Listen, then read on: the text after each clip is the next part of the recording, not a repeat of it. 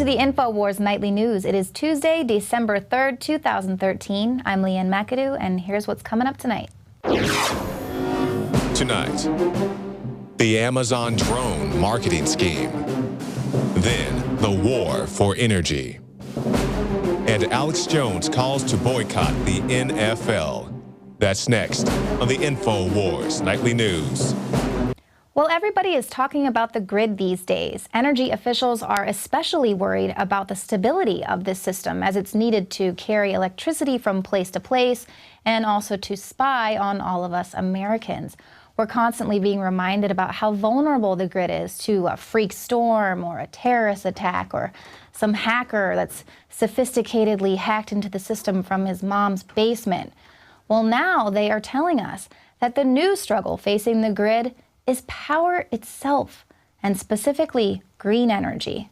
Experts say that as states race to bring more wind, solar, and geothermal power online, it's creating more anxiety for a grid that's designed for the previous century. Green energy is the least predictable kind. Nobody can say for certain when the wind will blow or the sun will shine. Solar panels might be cranking out huge amounts of energy one minute and then a tiny amount the next if a cloud arrives. So then the other big problem, of course, is energy storage. Power grid operators in some states have had to dump energy that's produced by wind turbines because they don't really have anywhere to store it. And they say it's getting to the point where we'll have to pay people not to produce power. Not to mention the fact that it takes tons of materials created via fossil fuels to actually build the wind turbines, as well as where are they going to put them all? And they don't even know if once they are approved, if regulators will then allow the lines that are necessary to carry electricity from place to place. They don't even, it's a mess. And tomorrow night, David Knight is going to get into greater detail about just how useless those renewables are to the grid in his interview with David Schneier. But for now, it really seems like they are trying to scrap renewables altogether. And at the very least, their PR campaign is struggling. We're already hearing from countries like Canada, who in their big rush toward renewable energies are reporting that their energy rates are actually increasing by 60%. And now that governments around the world have agreed to stop global warming by reducing coal power and energy sources like oil and natural gas by 80%, now what are we going to do? Their reduction plan assumes that we'll be able to compensate for the ever-increasing energy demand by making our homes and machines more and more efficient. Now, this vastly expanded grid, it's going to prove to be too expensive. It could generate local opposition. And as I mentioned, there's no way to store the energy for when it is actually needed. Well, Sally Benson, who heads the Global Climate and Energy Project at Stanford University, is teaching her students how to think about reducing emissions with all energy. You can't lose jobs at all those power plants after all. Well, remarkably, the conclusion that students came up with mirrors what a lot of experts have found when they look at this problem. They recommend capturing carbon dioxide from plants that burn fossil fuel and burying it underground. They also say that reducing the emissions would mean producing a substantial amount of nuclear power. Well, isn't that interesting? Because ever since Obama took office, he's really been pushing for nuclear power, and he reiterated that this year in his climate action plan. He said, thanks to the ingenuity of our businesses, we're starting to produce much more of our own energy. We're building the first nuclear power plants in more than 3 decades in Georgia and South Carolina. Obama also expressed support for the country's booming natural gas development while announcing that he would direct the Environmental Protection Agency to create pollution standards that would restrict power plant carbon emissions. And indeed, they are. The EPA's regulatory agenda for the fall of 2013 lists hundreds of pending energy and environmental regulations that are going to limit emissions from power plants, as well as give the EPA authority over water that's on private land. The EPA will set emission limits that are going to effectively ban the construction of new coal-fired power plants unless they use carbon capture and sequestration technology like those college kids recommended. And then next year, the agency will move to limit emissions from existing power plants, which could put more older coal plants out of commission.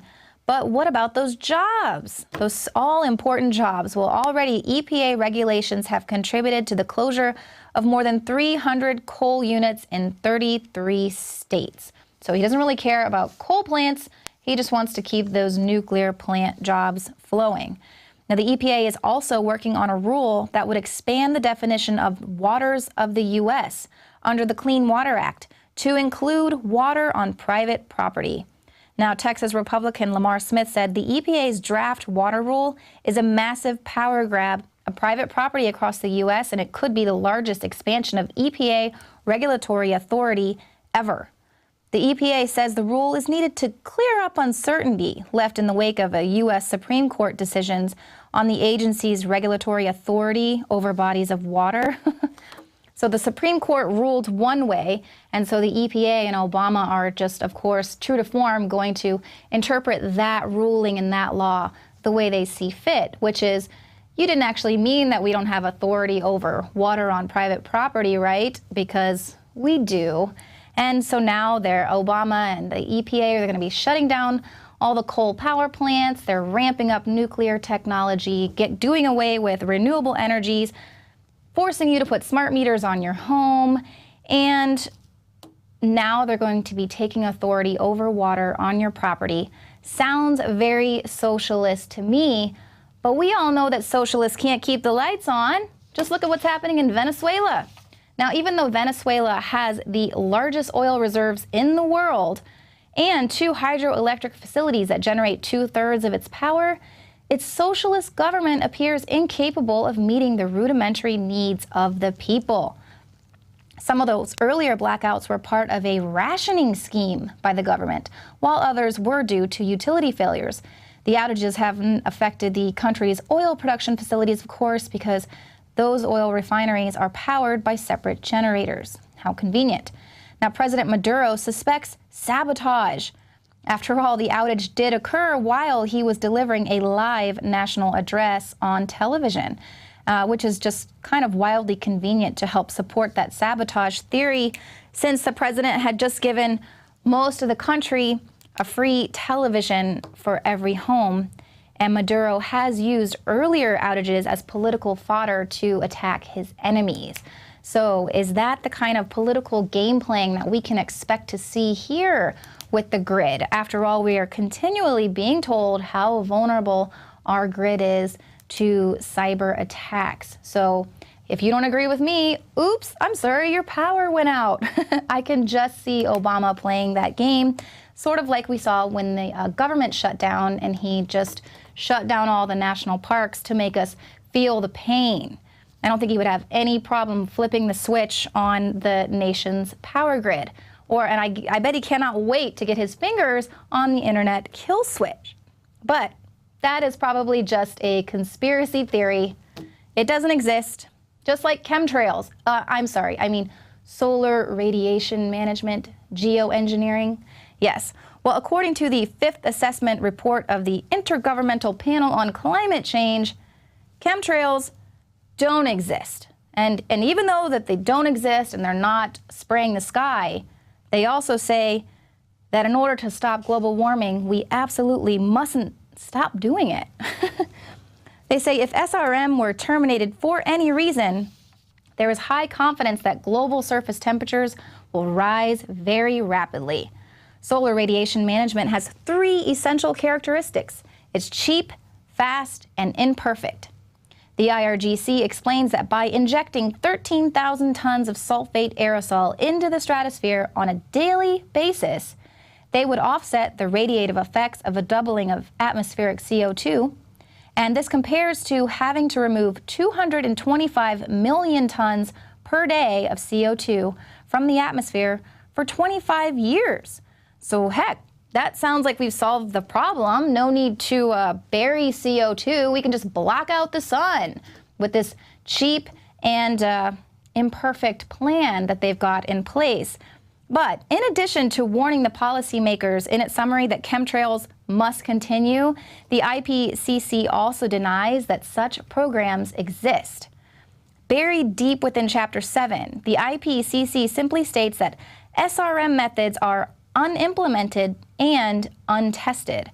And that's odd because I thought if we stopped, the planet would heat up. But the IPCC goes on to admit that a number of field experiments have already taken place. One of the programs listed, the Intercontinental Chemical Transport Experiment, covered the northern hemisphere. They were measuring aerosols that originated in Asia, crossing the Pacific into the North America, and then continuing across the Atlantic Ocean and into Europe. Another experiment ran for full 4 years, and it included Africa. And look, it even has a nice little logo there showing you what it was all about, spring 2006, but it doesn't actually exist. They never actually did that. It's a conspiracy theory, and if you think that they were actually spraying the sky to stop global warming, then you are a crazy conspiracy theorist. And of course, since they're not spraying the sky with solar radiation management, that's why they need nuclear energy, which is also a conspiracy theory to think that nuclear energy isn't the cleanest and the best out there. At least that's what they're telling us. And if you don't think so, well, here's proof. SmartPlanet.com says so. They say that nuclear is on par with geothermal, and it's virtually the same as wind. Now, they don't really specify if they're talking about a nice breeze on a Sunday or if they're speaking about a hurricane, but nevertheless, they think it's on par. And they go on to critique Germany, saying that Germany thinks it's okay to emit tens of megatons more of CO2 because they like coal better than nuclear.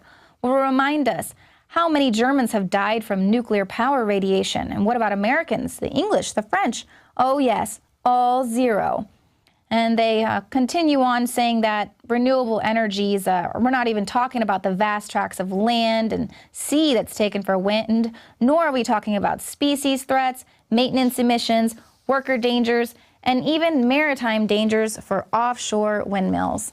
But even with all of that fancy propaganda and the failure of the mainstream media to report about Fukushima, the devastating effects of that nuclear meltdown cannot be ignored. Even the president of the company that runs Fukushima is speaking out.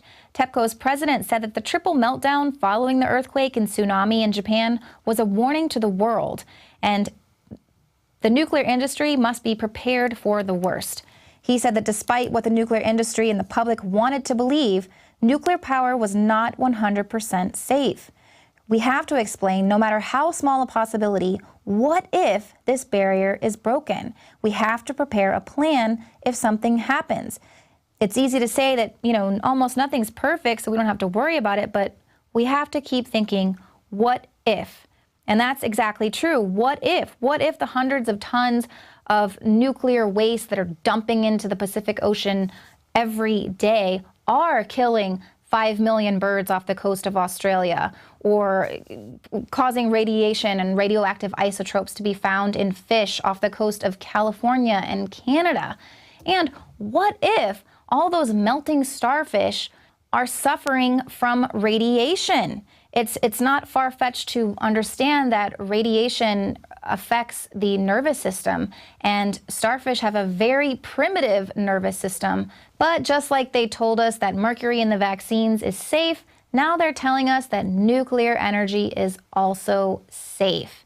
Obama wants a new generation of nuclear power plants, but that doesn't mean clean nuclear power plants. No, it means just much of the same, because clean nuclear energy doesn't produce the weapons-grade byproduct that is necessary for the military-industrial complex to build their war machines. And there you have it. Well, stick around, because coming up after the break, Alex Jones has 2 very important messages for you. Football, that great American pastime. Now, we all know that watching a little football every now and then, it's definitely dumbing you down. But did you ever think something that's as American as apple pie could actually become propaganda straight out of the Nazi playbook? I have a question for you. Is there anything that American football fans will not put up with from the NFL? Throughout history, corrupt governments and tyrannical regimes have used sporting events as propaganda showcases. Ancient Rome used sporting events as a place to promote their agenda.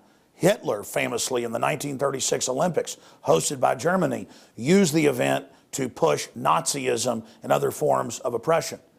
And now the National Football League resembles something out of the Soviet era in Russia, promoting anti-family, anti-gun. And the big question is, will Americans now put up with the National Football League pushing the nightmare that is Obamacare officially in their broadcast? And President Obama in the intro now to Monday Night Football with Hank Williams Jr. removed. And of course, the biggest outrage, officially demonizing last year and this year the right of citizens to keep and bear arms for self-defense. It's not just Bob Costas, it's the NFL itself is acting like Joseph Stalin has seized control of it. And football fans are putting up with it. And so we are now seeing more and more of this anti-liberty, anti-American garbage. So Americans have to decide, are you going to roll over and put up with this because you love watching your football so much? Or are you going to boycott the NFL because of their anti-American agenda? And because the NFL thinks that the American spirit is broken, because they think football fans will put up with anything, they've now doubled down. And they've banned any type of pro-Second Amendment advertising from the NFL and from the Super Bowl. Part of every day, some kind of anti-violence, anti-gun message. Every day, every school, at every level. One thing that I think is clear with young people and with adults as well is that we just have to be repetitive about this. It's not enough to simply have a catchy ad on a Monday and then only do it every Monday. We need to do this every day of the week and just really brainwash people into thinking about guns in a vastly different way. A very well-respected firearms manufacturer, Daniel Defense, produced an ad that simply shows a father driving home talking about how he wants to protect his family and how it's a basic human right. He comes in the house, walks by photos of his family, himself in his Marine Corps uniform, goes in to be with his wife and his baby daughter. And no one has the right to tell me how to defend them. And then they simply say, brought to you by Daniel Defense, and never even advertise the firearms. The reason the NFL banned the wholesome ad is because it is so wholesome, and it shows how natural and good self-defense is with firearms in the hands of the American people to protect our homes. And that's why it's been banned. That's why it's been restricted. This is a pattern of censorship where they got rid of Hank Williams Jr. because he didn't worship the president and put the president in the intro in his place. You mean when John Boehner played golf with President Obama? Oh, yeah. It'd be like Hitler playing golf with Netanyahu, okay? Okay. Not hardly. We have a war on the press now in this country. Even Democrats admit it's unprecedented. We as Americans have to come together in defense of the entire Bill of Rights, not just the Second Amendment, but the First Amendment as well, and have to send a clear message to the NFL that we're not going to put up with TSA groping us to get into the game, that we're not going to sit there and be bombarded by Obama administration messages at these gladiatorial events. And we're not going to see good, wholesome, pro-family advertising banned while they allow all this raunchy pop music garbage to be spewed at our families. The NFL is completely out of control. It is being used as a propaganda system against the American people. And if we don't have a serious boycott against the NFL and against their major sponsors, we will basically put up with anything, and the sky is the limit. There is an attack on free speech across the board, and we have to respond to it. Yahoo, Google, newspapers, TV stations, you name it, have banned gun shops advertising, have banned shooting ranges from advertising. There is a reign of terror where major banks are telling gun manufacturers and gun shops, we won't take your money, you can't have a bank account with us. This is a hardcore form of economic warfare. And now the NFL has been turned into the tip of the spear to destroy our Bill of Rights and Constitution. If the American people will not wake up, and if the sleeping giant will not send a clear message to the NFL that we are not going to be propagandized by it, then America's over, America's done. If they can take the so-called American pastime and turn it into an authoritarian bullhorn, we're done. Ladies and gentlemen, football is not the American pastime. 1776 and July 4th is about human liberty and the individual being empowered. It's not about giant, decadent, gladiatorial events that are about fame and fortune and shallow garbage. If Americans knew as much about our Bill of Rights and Constitution and about the free market and about what made this country great, if Americans knew as much about that as they did about how much some lineman can bench press, we would still be a free country. So will you trade liberty and the blessings of liberty for the NFL and for Obama? The choice is up to you. Contact the NFL, contact their sponsors, make your own YouTube videos, and tell the NFL, if you agree with me, that you are not going to put up with their propaganda. And if you think it's good that the NFL has been turned into a Soviet-style propaganda bureau, then by all means, put out your own videos in support of it. If you really want to live in North Korea, then tell us why tyranny is such a great thing. Let your voice be heard. Tell the NFL in phone calls and emails and on Facebook and Twitter that you're not going to stand by and be part of this, that you're not going to watch any of these games. You're not going to watch Fox that's going to air the Super Bowl, and that you're going to tell others to boycott it and spend time with their family or time at local churches and soup kitchens being with real Americans and not part of this modern Roman decadent spectacle that has become the National Football League. Give me liberty or give me death. As for me and my family, we are going to 100% boycott the NFL for the next couple years until they change their tune and apologize and promise to stop brainwashing the American people. We'll be right back with Alex Jones debunking another piece of marketing propaganda. The mainstream media is no stranger to propaganda. It's no longer their job to report the news and tell you the truth about what's going on in this world. No, their job is to push the agenda of their corporate masters and make you buy whatever it is they're selling. And Amazon.com has gotten extremely sophisticated with their propaganda this holiday season. The social engineers at CBS and Amazon probably hatched this a year ago. You can just hear them in one of their corporate meetings with Bezos.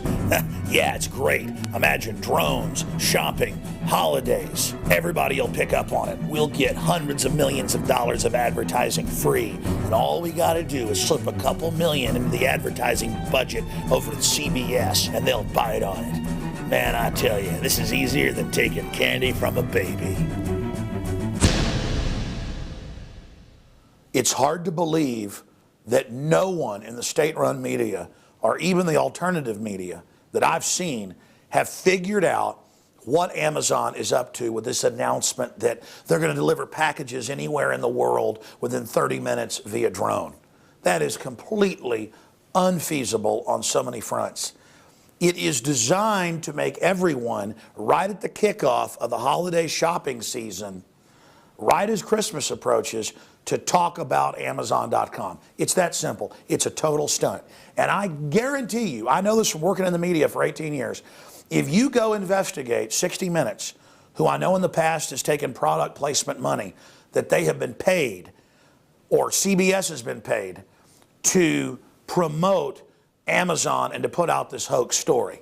This is an absolute War of the Worlds level fraud to get everybody talking about drones delivering packages to people's homes so that everyone talks about Amazon. That's what's happening.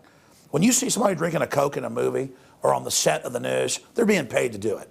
When you see a Marine Corps ad in a movie, on a billboard, that was paid for. When you watch shows like The Apprentice and they talk about Virgin Atlantic Airlines over and over again, they were paying tens of millions of dollars per season for that. It's paid for. Guaranteed.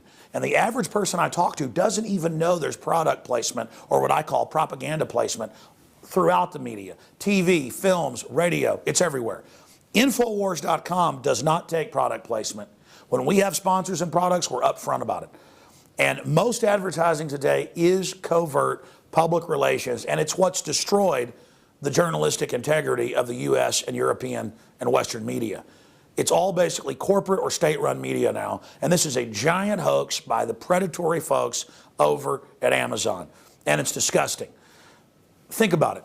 I have InfoWarsStore.com, and if I had millions of dollars to advertise in other divisions of CBS, which they are doing, then they would come over and say, hey, let us do a story for Amazon about drones. They're hot. In fact, my gut tells me that it was probably 60 Minutes and CBS that approached Amazon. So the so-called media out there, if you don't want to be completely passé and not in the game, you need to go out now and ask 60 Minutes and ask the CEO of Amazon if indeed they paid for this stunt. But regardless, it is a stunt staged right at the beginning of the Christmas holiday shopping frenzy kicking off. That's what happened, and this is a PR hoax. And again, I'm completely freaked out that no one even gets it. They're going, it's unfeasible. They'll crash. They'll videotape us. It's a police state. It does serve the purpose of acclimating us to the drone system that's being rolled out, but it'll never be feasible with what Amazon's doing. It's not meant to be feasible. It's meant to make you debate it and you talk about it, and then at a subliminal level, but also at an overt level, then you go and leave the water cooler at lunch at work and buy a bunch of stuff at Amazon.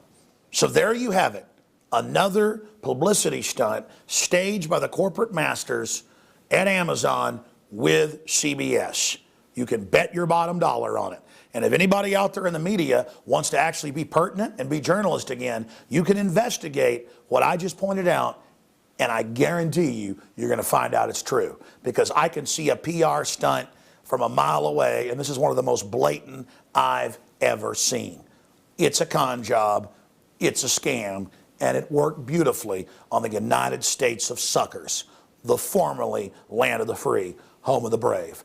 How do we become free again? We stop being gullible morons. We start realizing there's an agenda to manipulate us, and it's everywhere. Oh, I forgot. If you say there's an agenda by powerful groups, it's a conspiracy theory. You're right. No one's trying to manipulate you or influence you. Well, stick around after the news for a very special report from Jakari Jackson regarding new upcoming gun regulations. And as always, join us here again weekday nights at 7 p.m. Central.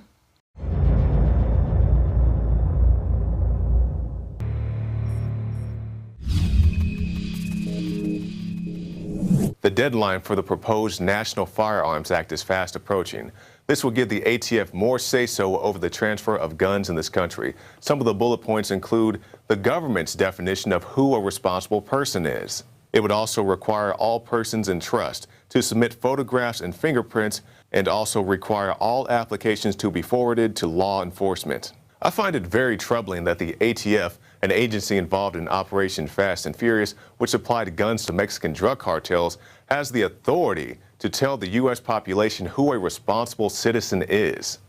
Also, the proposed regulations for gun trust and also gun corporations, which could affect things like gun suppressors. Do you think all this new regulation is necessary? Oh, not at all. Basically, what you're talking about with suppressors in general, it probably is the most highly regulated item in the firearms market already. And when you consider that it's really nothing more than a safety device, it's the regulation that's already there could be considered to be kind of ridiculous. But there is still time to get involved. Go to regulations.gov. You can see the docket number right there on your screen. Voice your opinion on that page. But don't stop there. Email the ATF, call the ATF, show up at their offices and voice your concern for this, because this is one of those things that even if we do beat it, and I do believe that we can, they're going to try again and again. So stay sober, stay vigilant, and stay on the fight for freedom. I'm Jakari Jackson for the Infowars Nightly News.